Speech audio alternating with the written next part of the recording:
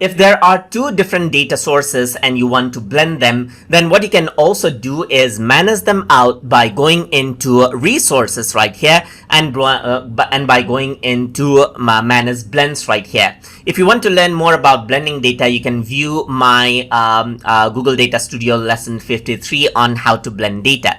So over here as well, you can see add a blend is an option, just like this, and you can go around and select out different data sources. Let's say, for example, there's console sales 1 right here, just like this, and you can click on join another table right here and then select out another source from over here as well, just like this, as you can see, and blend out two datas right here. So once you do that, you can go around and blend out different data sources just like this from over here as well and save it right here. And you can configure out the join and take different tables, as you can see right here, and you can save it out right here in order to join out the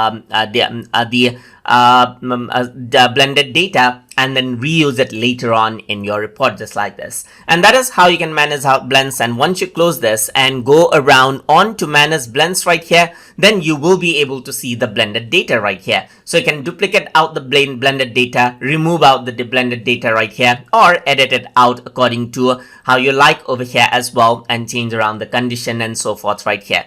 So you can go around over here, go to manage blends, and then you can duplicate out the blended data as well, or you can remove it if you don't want it there either. So that is how you can manage blends inside of Google Data Studio. So I hope you guys learned something as always. And as always, please like, comment, share, and subscribe.